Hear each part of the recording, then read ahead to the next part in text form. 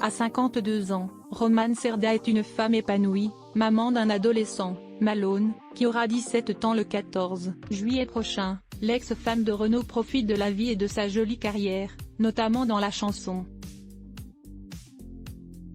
Mais il y a quelques années, elle a traversé l'enfer, un passage de sa vie, dont elle a accepté de parler ce mercredi 22 mars chez Jordan Deluxe.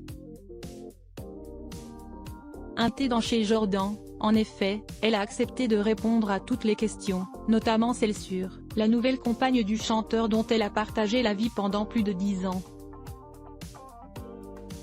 Mais aussi sur un ex-compagnon, juste après Renaud, qui, lui a tapé dessus, selon le présentateur.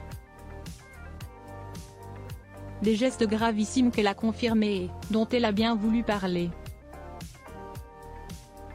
Ce qui n'arrive pas souvent, je le dis mais ça reste difficile hein. C'est au bout d'un long. Je n'avais pas envie de faire pitié non plus, s'est-elle justifiée, avant que son interlocuteur ne remette les choses à leur place. La violence n'était pas sa faute, elle n'en était qu'une victime. Mais au moment où celui-ci a évoqué la peine dont l'homme a écopé, elle a craqué et s'est mise à pleurer. En fait, c'est des trucs que l'on n'oublie pas,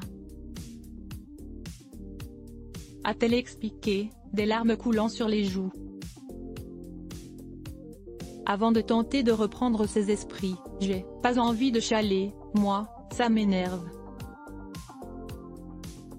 Et d'expliquer ce qu'elle conseillerait à toutes les femmes dans la même situation. Au premier signe, il faut partir, parce que ça ne va qu'en s'empirant. J'aurais dû prendre conscience.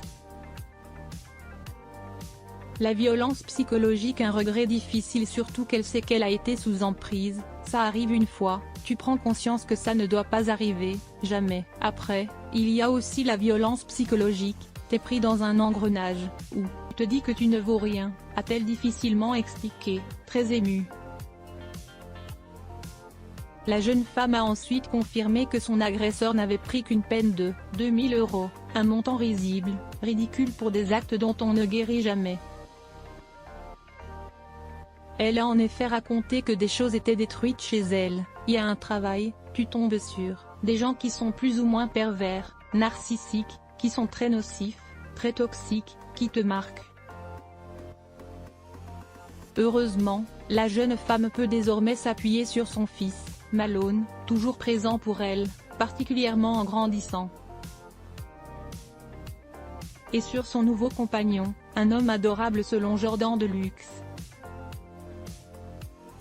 Et qui, cette fois, l'aide et l'aime véritablement.